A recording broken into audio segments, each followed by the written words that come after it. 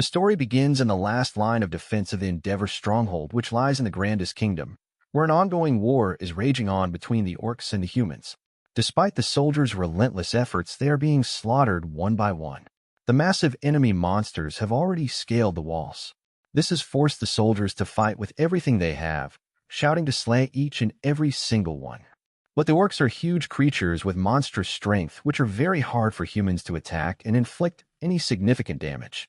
Even the most powerful fireballs launched by powerful mages are effortlessly deflected by the orc mage's impenetrable mana shield. To make matters worse, a sudden crimson light bathes the orcs, bestowing them with an overwhelming surge of power. This makes their eyes burn with fury as they revel in their newfound power. The orcs have started to go berserk.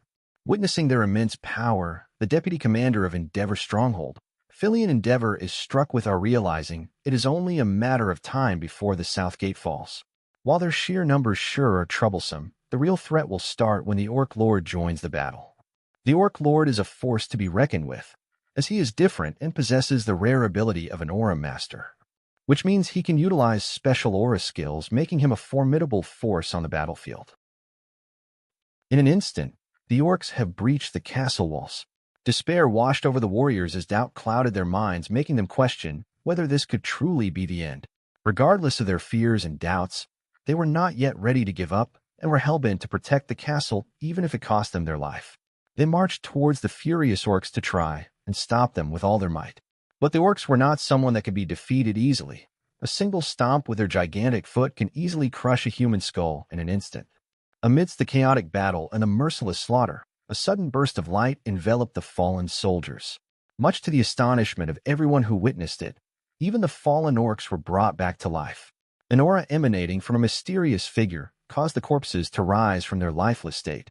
Bewildered by the sudden turn of events, the resurrected warriors launched a relentless assault on the orcs. Even though the orcs tried to fight back, the sheer number of the resurrected warriors started to overwhelm them.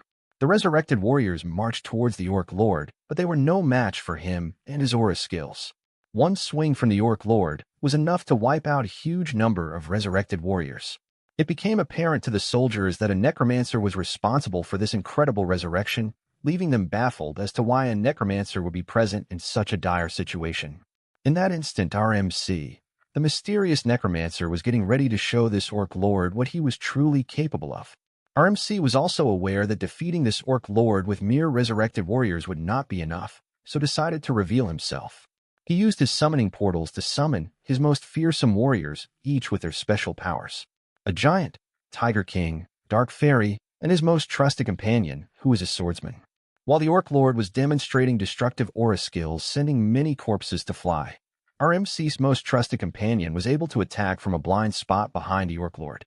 However, the Orc Lord, being an Aura Master, was able to sense and dodge the attack in the nick of time.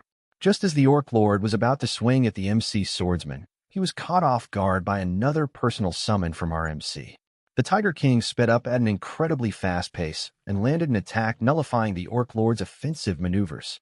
Then the skeleton swordsman attempted another strike, followed with a series of combined attacks with the Tiger King, but the Orc Lord's aura skills combined with his quick reflex allowed him to evade their combined assault easily. However, the two companions were well aware that all it would take was one opening to turn the tide, sensing that moment the Tiger King attacked. Tiger King seized the opportunity, delivering a powerful blow that sent the Orc Lord along with his minions several feet away, incapacitated and vulnerable. Meanwhile, everyone in the battlefield were left in state of amazement as they witnessed the vastness of the world unfold before their eyes. It was truly baffling to witness a necromancer with such exceptional swordsmanship taking part in the battlefield. The personal summons of our MC proved to be more powerful. The giant summon with his enormous sword could easily wipe out multiple orcs with a single blow. The Dark Fairy with her dark magic swiftly flew past the orcs. Whoever came in touch with her strings of dark magic would burst as if they had a bomb planted inside them. The blood of orcs were pouring like rain, which left witnesses in shock and disbelief. They were puzzled as to how a single necromancer managed to turn the tides of the battlefield just by himself. Even though the Empire forbids black magic, the use of it has significantly increased their chances of survival in this battle. A sense of gratitude and hope emerged within them as they realized that the necromancer, along with his companions, might actually defeat the orcs and save them from impending doom. Meanwhile, the Orc Lord couldn't help but commend our MC, as he never thought that mere corpses could force him to a halt. However, he warned him not to think that he could defeat him with just these tricks. In response, our MC confidently complimented the Orc Lord, asserting his superiority over him by claiming him to be a usable body with the qualifications to be his new companion. Our MC infused mana into his sword, turning it into a whip-like sword, dashing towards the Orc Lord, who also leaped towards our MC using his aura skill. He then sliced our MC's hand and leg up. However, he soon realized that it was merely just a decoy, and in that split second the Orc instinctively detected our MC and attacked from his rear side. Just when he thought he landed a blow on our MC, he then summoned a huge bone wall that emerged from the ground, blocking the massive blow. Our MC then realized that the Orc's abilities exceeded his initial expectations, so he must become even stronger to protect those precious to him in this world and for the sake of his survival, as Andreas Cromwell in this world. Our MC created an armor made of bones that began to cover his whole body. The armor has the ability to enhance his defense and abilities. Seeing this transformed state of our MC and having excellent swordsmanship regardless of being a necromancer with exceptional necromancy skills and worthy companions, the Orc Lord recognized our MC as a great warrior who wishes to change the world. Smiling at our MC, the Orc Lord was ready to show his true power with a final battle between them. As the two powerful individuals fought head-on, they made the ground beneath them tremble as their weapons clashed, creating shock waves that sent vibrations through the surroundings, and everyone who witnessed this feat were left in shock as they saw firsthand the destructive power of the battle unfolding before them. However, even the greatest battles must come to an end with a few more exchanges of slashes as both our MC and the Orc Lord prepare their most devastating attacks, aiming to bring the fight to a definitive conclusion, and the outcome of this epic clash would determine the fate of both combatants and shape the course of the battle. Now let's rewind to the beginning. In reality, our MC is Makoto Kaneshiro, who used to be a member of the Special Forces trained to kill. After retiring, he couldn't adapt to the life of a normal member of society. And for him, the only thing that supported him in his heart was a game called The Great Sin.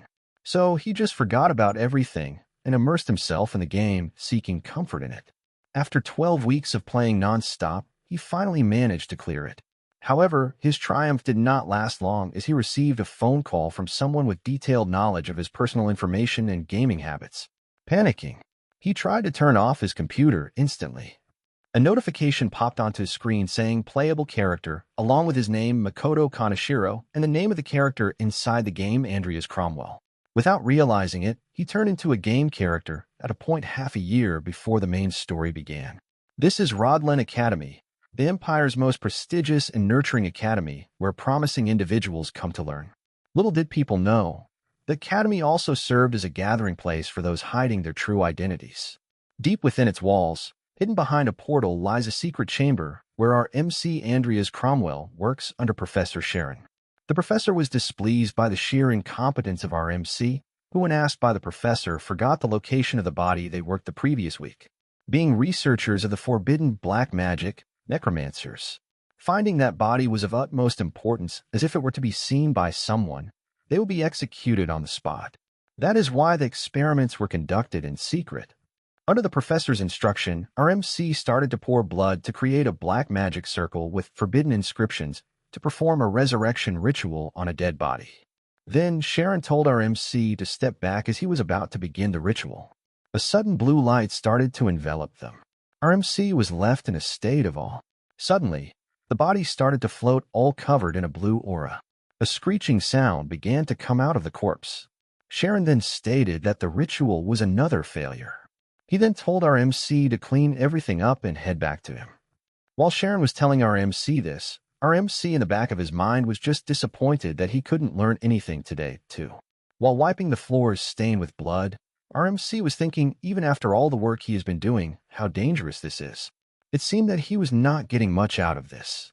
But even after all this, our MC couldn't quit working with the professor, as this chamber is the only place he could read books concerning black magic.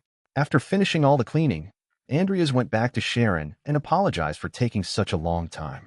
Sharon was annoyed and stated if it took Andreas half a day to just clean up, then when will he be able to do the full job by himself? Meanwhile, Andreas, in his mind, was frustrated as he had to learn everything himself and blamed Sharon for not teaching him anything. Sharon continued demeaning Andreas, telling him that he'd entrusted a simple job to him, yet he was nervous. He further warned him about not tolerating another failure anymore. Then Andreas told Sharon that he will do his best. Sharon then proceeds to show doubts about counting on Andreas, but decides to give Andreas another chance. So he told Andreas to go to the Ben Halez National Graveyard and bring him another body. Sharon reminded Andreas that he was the one who took him in despite Andreas being an orphan. Sharon then claimed that Andreas had to constantly prove his worth. If he couldn't, then Andreas already knew the consequences. Andreas knew what he meant. If he were to fail again, he would just become another body for Sharon to experiment on. Finally, Sharon told Andreas to leave. Our MC Andreas in his mind was very angry at the professor for the terrible treatment he receives and that he did not even get the travel expenses. As our MC opened the door and was about to leave, he caught the attention of many students passing by. Andreas was not pleased with all of the glances he was getting.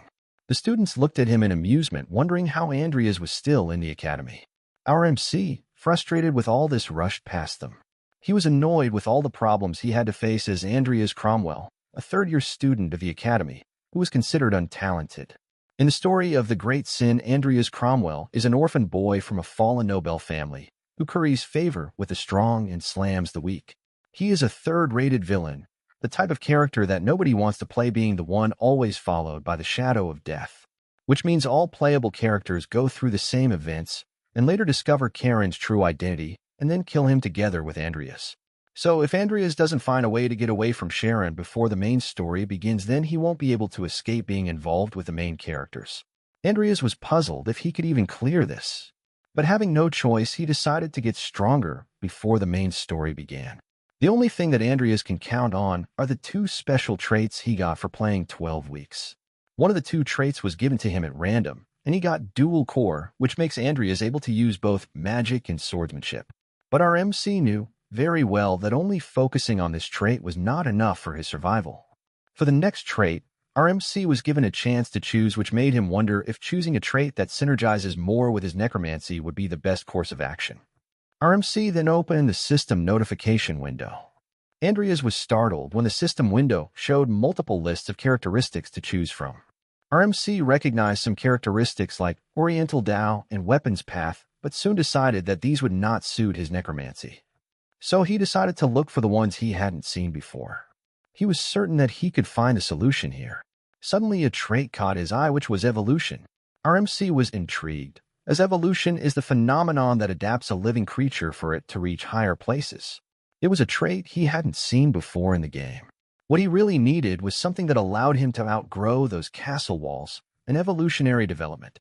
So he decided there was no need to think further and selected the evolutionary trait. Evolutionary trait selected. Suddenly, he got a glimpse of the future this evolution trait will bring him. He envisioned a version of himself wielding this power to the fullest of its capabilities. Along with the undead companions, he will gather each with their own traits, abilities, and unwavering loyalty towards him. He is sure he will reach heights he never thought would have been possible before. With these newfound powers, our MC was confident that he would survive and clear the game as Andreas inside the world of great sins. This is Maple Leaf Dormitory of the Rodlin Academy, where Andreas was living. This is a free facility available for the students to stay in. As our MC woke up, he was thinking, even though he knew Andreas was a very minor villain in the game. But seeing it firsthand, he was surprised to see that he really was so powerless and could barely use a single elemental magic. So his only immediate asset would be necromancy, which is why he chose the evolution trait. He decided to stop by the underground research room before he went to the graveyard, since he can't be wasting his time. He needs to get stronger as fast as possible. This is not only for the events that happen in the game, but there are countless characters that can kill him besides Sharon. As Andreas was scanning through the bookshelf, he found many black magic books with horrible titles which if found could get him instantly killed. But he was more afraid of something else that could kill him in that very room. Our MC thought that if he was not mistaken, she is clearly a vampire. Vampires in this game are unfazed by direct sunlight and are beings that are capable of wielding powerful magic. She's not the kind of being that Sharon can get his hands on easily. Furthermore, she is probably the equivalent of a mid-game boss. Andreas was minding his own business. To his surprise, he was called by the vampire to help her escape from there. She further promises that if he lets her out, she will kill Sharon. She knows he's afraid that Sharon will kill him someday. Andreas remains untroubled because, as expected of a vampire, she could see through his caution with Sharon. He realizes he hasn't been acting like Andreas for a while now, which could be the reason she approached him. He further says that if he was to release her, there's no guarantee that she would let him go safely. Cunningly, she swears she won't kill him and that she's telling the truth. Andreas isn't naive to be convinced that a higher being like her would keep promise with a mere human. So he doesn't believe her words and calmly says that he will think about it, as he would get in trouble if he were to betray his teacher right away. The vampire isn't pleased with his response and begs him to release her immediately, as she had very little time. Andreas boards the train to head to the graveyard. He acknowledges the vampire's offer to be tempting and to be a godsend gift, but for now he concludes to research more about vampires before taking a decision he might regret.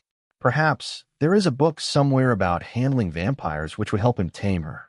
The next stop is at the National Graveyard. Andreas gets off the train and makes his way towards the graveyard, carrying a huge suitcase that he uses to transport the corpse. As he struggles to carry the suitcase, he soon realizes that this is a body of a mage and money may be one of the valuable assets for him, but for now he has to put up with using some physical strength. Giving it his all, he reaches the National Graveyard, the place where all the black mages come to gather their corpses, which are used to perform forbidden rituals. A code was required to enter the graveyard and introduce oneself as scavengers. He had a faint recollection about it. He approached the guard and said he came from Jenny's house and he was her third grandson. The guard asked him if he had brought flowers, and Andreas responded saying he had brought 13 azure sky irises. Convinced, the guard opened the door for Andreas and let him in. However, Andreas was relieved that the code matched, as he only had a faint recollection. After entering the graveyard, as per the guard's direction, Andreas met the gravedigger, who was a middle-aged person and had hurt his hip after he finished digging the grave. He was pleased to see Andreas arriving just in time. As promised, the gravedigger showed Andreas the knight's corpse. Thanking the gravedigger, Andreas sets out to fit the corpse into his suitcase but struggles due to his weak physique. Somehow he managed to squeeze it in and was about to leave before it got too late. Just as he was about to leave, a gravestone with a familiar name carved in it caught his attention. It felt as if he had seen that name somewhere before. Much to his astonishment, it was the aura master Nickel Lifehill, a legendary swordsman who underwent decades of harsh training. He lived completely isolated from the outer world, devoting his life towards the path of the sword, training his way to achieve glory of an aura master. But even though he dedicated his whole life to swordsmanship, becoming an aura master, he died of old age. It was one of the game's Easter eggs. Andreas couldn't help but wonder why they added it in the first place. In this world of the great sin, nobody seemed to know that Nickel had become an aura master at the end. Andreas imagined how tremendously strong his undead soldiers would be if he could create a death knight with Nickel's corpse to lead them. Nevertheless, he wasn't confident enough that he could perform the necromancy, as even Sharon couldn't create a high-ranking one. But once he evolves with the help of the evolution trait that he had selected, resurrecting Nickel as his death knight will be possible, which will take him one step closer to clear the game as Andreas Cromwell. So he definitely needs to find a body with good latent abilities. Making up his mind to take Nickel's corpse as well with him, he called the gravedigger with utmost respect, saying Sir Paimon. Before he could even ask, Paimon asked him if he wanted another body and rejected him, saying either way it's a no, and that he had to get Karen's permission first as it would jeopardize his position. Andreas knew it wouldn't be that easy, so without hesitating he offered his ring as a trade for one body. Paimon was shocked after seeing the ring offered by Andreas, as it was an engraved ring with a count's crest, as he could make a fortune by selling it. He couldn't believe Andreas was actually offering it to him. Andreas further stated that he had nothing but this old ring of his that he has to offer, and as a mage, results matter the most to him. So he would gladly offer it. Paimon, as cunning as he was, made it seem like he was hesitating to take the offer, knowing even though it's the ring of a fallen noble family, it still is irresistible to him and could fetch him a fortune. Andreas, as desperate as he was assured, he would definitely hide this deal from his teacher, and further insisted on taking his ring. Paimon, as hesitant as he made himself look later on, agreed with taking Andreas's ring in exchange of Nickel's corpse. Andreas was pleased as Paimon accepted the offer, and insisted on offering his aid to dig Nickel's corpse. They finally finished up digging Nickel's corpse. Meanwhile, Andreas was thinking how the future he saw after selecting the evolution trait has finally begun. Then, Andreas decided once he got back he would start his necromancy training immediately, as he needs to get stronger as soon as possible. After Andreas returned with the knight's corpse, Sharon and Andreas started to work on the knight's body. Then Sharon said that the body seemed like it could be used and ordered Andreas to take care of the reagents while he was gone. He further warned Andreas would be responsible if something went wrong in his absence. While cleaning the body, he was annoyed that Sharon was ordering him around as soon as he returned, but soon realized that he did chores better when he was annoyed. Perhaps this was because his body instinctively remembered. Wiping the sweat from his forehead, Andreas thought to himself that to make time for his studies, he had to quickly finish the tasks given to him. While he was cleaning the blood off the floor, he started to wonder if he could summon Nickel's body at his current level, but considering his skill level, he realized resurrecting a skeleton is the most he can work with for now. He started to think that there was a possibility to evolve things with the help of the evolution trait, but he was not confident as he had not tried it out yet. On top of that, he could not even afford another corpse to practice on. Out of nowhere, the sound of chains clanking disrupted his thoughts. Vampire then called Andreas and asked how long he was planning to make her wait. Andreas looked annoyed as he turned towards the vampire and asked her if she wasn't sleeping. The vampire responded by saying she already told Andreas that she wouldn't kill him and demanded to let her out. She then tries to provoke him by asking if he wants to live the rest of his life as Karen's assistant. He started to walk towards the vampire as he was waiting for her to approach him. The vampire, looking at Andreas, thought she was finally going to be free, which made her smile, asking him if he finally made up his mind. Meanwhile, Andreas was wondering how Sharon even managed to tie her down. But as he read a book about vampires, he had figured out the answer. The vampire was puzzled as Andreas was standing in silence staring at her. She then asked if he was still having doubts. As she turned around and headed towards the end of her cell, she urged him to hurry up and make up his mind, warning that she might still kill him even if he were to release her. As she was walking away from Andreas, he told her he would let her out. This surprised her. She turned around and was left in a state of awe. He further stated that he couldn't stand licking Karen's ass anymore. She was overjoyed by the statement. Moving her hands towards Andreas, she told him to remove her restraints. However, Andreas had one condition. He told her to swear on her family's name that she won't kill him. She was bewildered by his condition. As Andreas read in the book, when a vampire swears on their family's name, they are prohibited from breaking the promise they made. Andreas, judging by her reaction, concluded that the content of the book was true. The vampires, having no choice, decided to accept his condition and swore on Lucifer's name. Andreas was shocked at how easily his plan had worked. Suddenly, a system notification popped up before him. The window stated that he had fulfilled the conditions and that an evolvable specimen had been detected.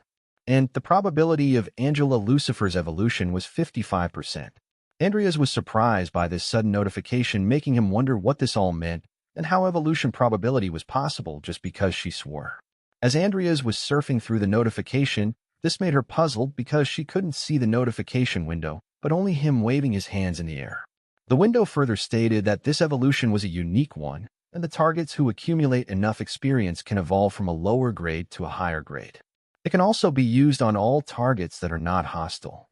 It was written that a genetic divergence could occur and asked him if he would proceed with the evolution.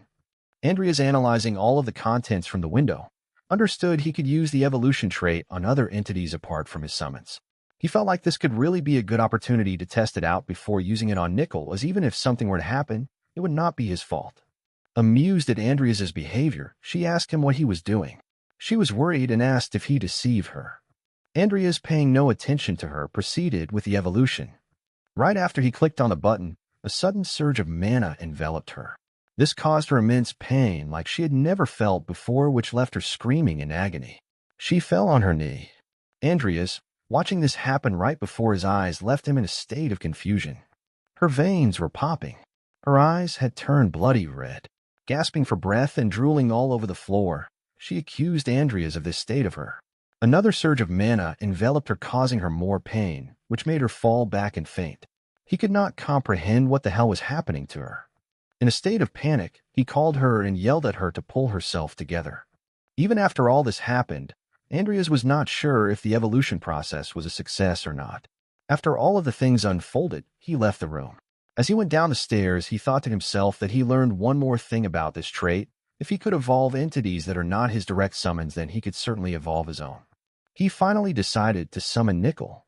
He placed Nickel's corpse on the summoning magic circle filled with forbidden inscriptions and started to spray ingredients from the bowl. After he finished all the preparation, now it was time for him to begin the summoning ritual. He started condensing mana in the palm of his hand, which emitted a blue light that enveloped him. Suddenly, a system window notification popped up stating that basic necromancy skeleton summoning had been activated. One corpse had been detected, and the target that was capable of exercising necromancy had been detected. Additional effects had also been applied. Even though the sudden notification surprised him at first, he soon realized the odds were in his favor, which boosted his confidence. As Andreas pointed his mana-infused hand towards Nickel's corpse, a black aura surrounded his corpse, making it slightly float in the air.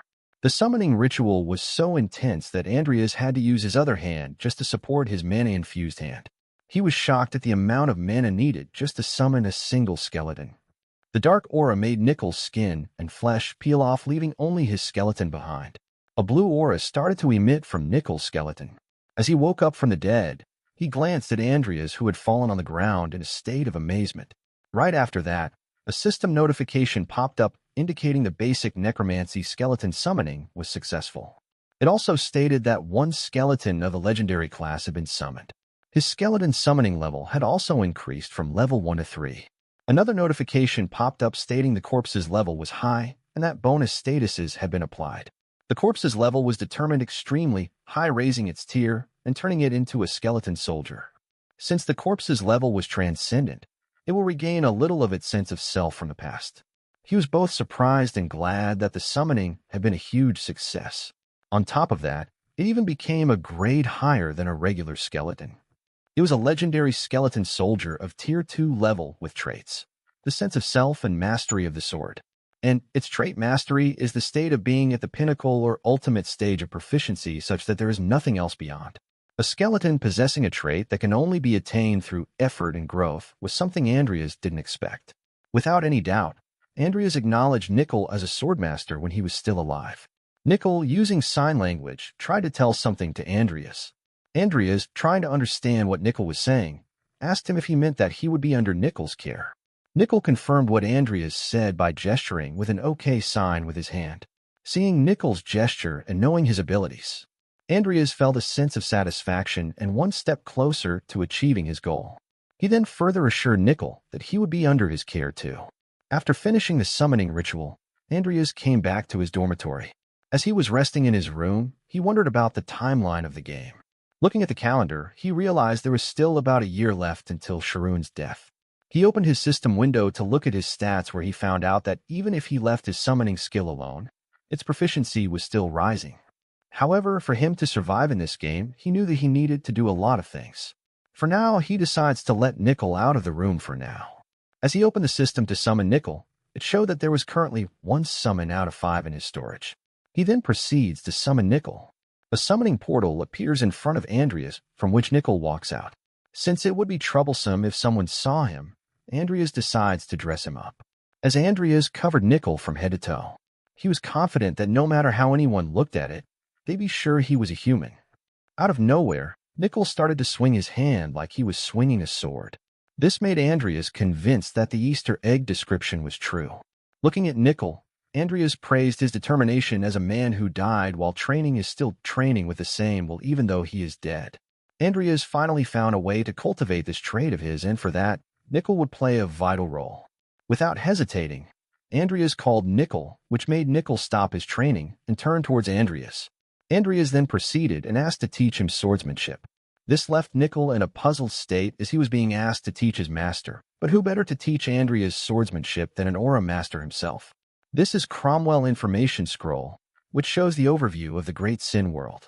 In the world of Great Sin, both talents and its rank are important factors. This indicates that the shorter the name, the stronger the talent is. For example, movement is the highest level of physical ability there is, as opposed to motion prowess, which would be a grade below. The different grade categories in the world of the Great Sin are genius, exceptional, extraordinary, ordinary, and poor.